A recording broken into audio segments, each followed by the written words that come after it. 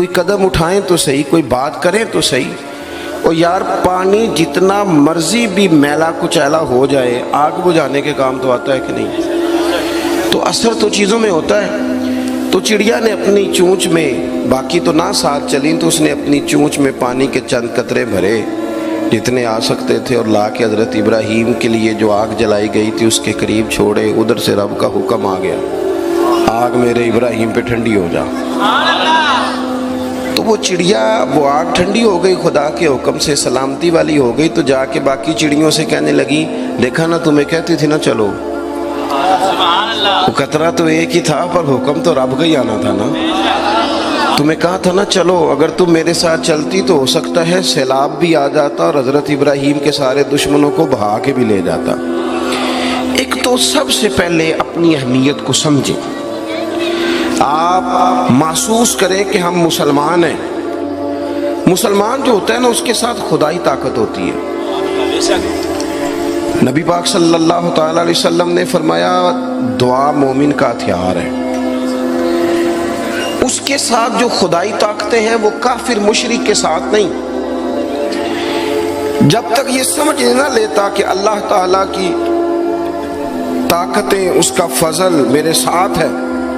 دیکھیں احد کے میدان میں جب ابو سفیان پکارے، ابھی کلمہ نہیں پڑھتے تھے، وہ پکارے، انہوں نے کہا کہ کدھر ہیں فلاں بن فلاں، فلاں بن فلاں کدھر ہیں، دیکھو تمہارے کتنے لوگ ہم نے شہید کر دیے۔ تو حضور نے صحابہ سے کہا اسے کہو کہ تم تو کسی مولا کو مانتے نہیں اور ہم کوئی لاوارث تو نہیں، ہمارا تو رب رسول ہے۔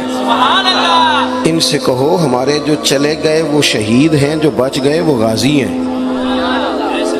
تو پہلے تو مسلمان یہ پہچانے، اور جب پہچان لے اچھے طریقے سے کہ میں مومن ہوں۔ دیکھیں نا، ہم نے ساری زندگی جٹ بن کے، بٹ بن کے، رائی بن کے گزار دی۔ کچھ چاہیے نا کہ زندگی کی کچھ 4 سال مسلمان بن کے بھی گزارے۔ اقبال کہنے لگے یوں تو سید بھی ہو، مرزا بھی ہو، افغان بھی ہو۔ دل کبھی کرتا ہے کہ اقبال سے پوچھوں، آپ نے سب سے پہلے سید کا ہی نام لے دیا ہے۔ یوں تو سید بھی ہو، مرزا بھی ہو، افغان بھی ہو، اور تم سبھی کچھ ہو، بتاؤ کہ مسلمان بھی ہو۔ نعرہ تکبیر، نعرہ رسالت، نعرہ حیدری۔ تو سب سے پہلی بات تو یہ کہ مسلمان کو سمجھنا۔ دوسری بات یہ کہ جب وہ سمجھ لینا کہ میں ایک مومن ہوں، جس طرح باپ ہونے کی حیثیت سے کوئی ذمہ داریاں ہیں، استاد ہونے کی حیثیت سے کوئی ذمہ داریاں ہیں، ہماری کسی جماعت کا مقتدا ہونے کی حیثیت سے ذمہ، اس طرح بحیثیت مومن بھی ہماری کچھ ڈیوٹیاں ہیں۔ اللہ تعالیٰ نے قرآن مجید میں فرمایا والعصر، محبوب آپ کے زمانہ پاک کی قسم ہو، ان الانسان لفی خسر، بے شک انسان نقصان میں، خسارے میں، سب انسان نقصان میں، الا الذین، سوائے ان لوگوں کے، آمنوا وعملوا الصالحات، جو ایمان لائے اور پھر نیک اعمال بھی کیے۔ نرا ایمان نہیں، آپ جہاں بھی قرآن مجید دیکھیں گے نا، اگرچہ بچائے گا نرا ایمان ہی بندے کو، لیکن یہ جو اعمال صالح ہے نا، یہ ایمان ہی کا ثمرہ ہے، یہ اس کا نتیجہ ہے، یہ اسی کی شاخیں۔ بندہ مسلمان ہو تو اس کے کام بھی تو مسلمانوں والے ہو نا، مومن ہو تو اس کا رویہ بھی مومنوں والا ہو۔ ایسا تو نہیں ہے نا کہ آپ زبردستی منوائیں گے اور کوئی کام نہ کرے وہ مومنوں والا، لیکن وہ کہے کہ میں تمہیں منوا کے چھوڑوں گا۔ فرمایا ایک تو ایمان لائے، اور مضبوط ایمان، تگڑا ایمان، اور پھر وہ اعمال صالحہ کرے، اس کے کردار سے، گفتار سے، اٹھنے سے، بولنے سے، بات کرنے سے، لین دین کرنے سے، معاملات کرنے سے، تجارت کرنے سے اسلام چھلکے، اس کا لب و لہجہ مسلمان ہو۔ اقبال کہنے لگے خیرت نے کہہ بھی دیا لا الہ الا اللہ تو کیا حاصل، دل و نگاہ اگر مسلمان نہیں تو پھر کچھ بھی نہیں۔ یعنی اس کے اعمال بھی ہوں اسی طرح کے، اس کا رویہ بھی ہو مسلمانوں جیسا۔ حضرت باعزید بستامی کا زمانہ تھا، تو ایک مسلمان ایک یہودی کا دوست تھا، اکٹھے اٹھتے بیٹھتے تھے، گپ شپ ہوتی تھی، آنا جانا تھا۔ تو وہ مسلمان اس یہودی سے کہنے لگا تیرا میرا یارانہ بڑا پرانا ہے، تو تم مسلمان کیوں نہیں ہو جاتا؟ تو اس کا دوست تھا، بے تکلف تھا، سجن تھا، وہ کہنے لگا یار میں نے دیکھے ہیں 2 اسلام، ایک ایک اسلام وہ ہے جس پہ تو عمل کرتا ہے، اور ایک وہ ہے جس پہ حضرت بایزید بستامی عمل کرتے ہیں۔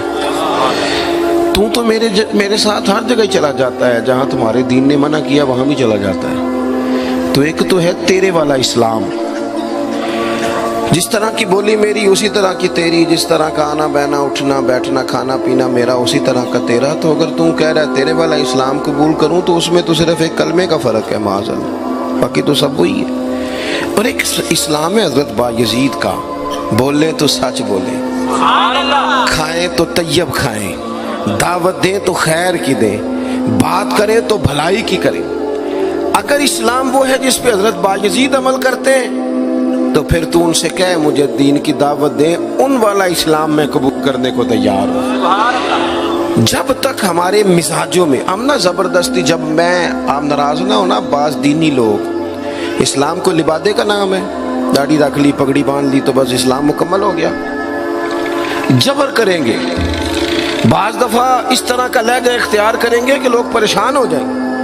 اور بھئی اسلام فقط ظاہری حلیے کا نام نہیں، آپ کو پتہ ہے عقیدہ اور نظریہ تو بات ہی ساری باطن کی ہے، آپ کے اندر دین کتنا ہے، آپ سچ کتنا بولتے ہیں، دیانتدار کتنے ہیں، حلال حرام کا فرق کتنا کرتے ہیں، اس سے آپ کے اسلام کا پتہ چلے گا۔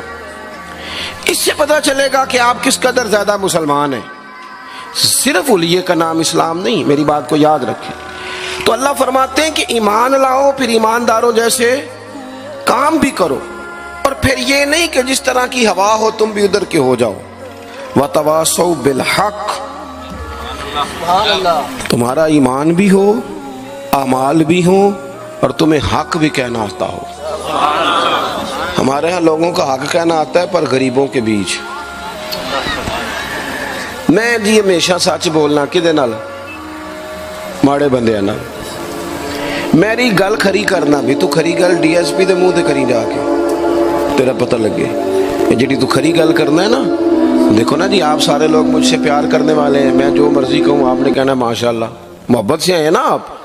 مزہ تو تب ہے کہ ایوان اقتدار میں آپ جائیں، وہاں آپ سچ بات کریں۔ بہت سارے لوگ سچ بولتے ہیں دوسروں کے بارے میں، حالانکہ سب سے زیادہ سچ اپنے بارے میں بولنا چاہیے۔ لوگوں کے عیب چھپانے کو حکم ہے، وہ دنیا بیان کرتی ہے، اور اپنے لیے استغفار کا معاملہ ہے، وہاں لوگ دعوی نیکی کر جاتے ہیں۔ حق بات کی جائے، حق، اور یہ بات یاد رکھ لیں، جب آپ حق کے دائی ہیں پھر آپ کہیں میں سکون تلاش کروں، رات کو آرام سے سوؤں، دن کو موج سے کھاؤں، یہ ہو نہیں سکتا۔ حق کا رستہ بہرحال اس میں سپیڈ بریکر بھی آتے ہیں، اس میں کانٹے بھی آتے ہیں، اس میں تکلیفیں بھی۔ حضرت جنید بغدادی نے ایک بندے کا جنازہ پڑھا تو لوگ کہنے لگے جی سارے ہی انہوں چنگا آندے رہے، بندہ ہی کمال تھا، کس سے کوئی شکوہ ہی نہیں، سب ہی اچھا کہتے۔ حضرت جنید بغدادی فرمانے لگے اوہو غلطی ہو گئی، منافق کا جنازہ پڑھ لیے، یہ تو جس کے منہ پہ جاتا تھا اسی کا ہو جاتا تھا۔ آپ فرمانے لگے اگر سچی بات کرتا تو کچھ نہ کچھ مخالف بھی ہوتے۔